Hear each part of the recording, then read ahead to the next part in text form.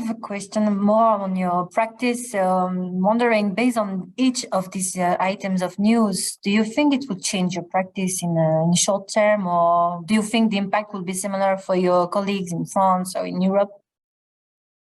So if we get back to the three important abstracts here, so regarding CARTITUDE-4, I think we're expecting to have a wider access to this agent and more easier access to this to cilta-cel in the near future. Probably we will have to wait for intention of approval before obtaining our full reimbursements.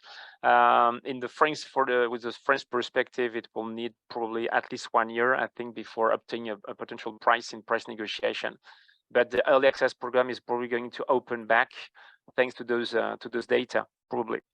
Regarding the combinations of bispecifics such as teclistamab and talquetamab, we are just at the beginning of the story, so it's I think it's very early. We have to wait much longer, probably many years before potentially considering those combinations. It's not going to be the same in first line setting for those either teclistamab plus standard of care or talquetamab plus standard of care. As I mentioned, there are some ongoing phase 3 clinical trials with results who are going to be expected for the first of them in 2025, probably, for the Monumental 3 clinical trial, for example. So Monumental 2, sorry. So it might be impactful in our routine practice, but not before 2-3 years from now, minimum.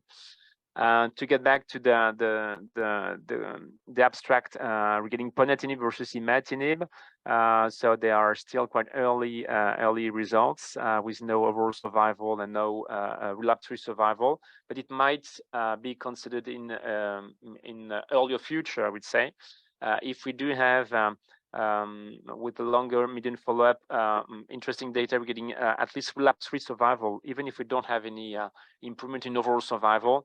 It might be probably tempting for us to switch all eligible patients from imatinib to ponatinib. And ponatinib is also going to be probably one of the backbone of the future clinical trials targeting this population of patients with Philadelphia positive acute lymphoblastic leukemia.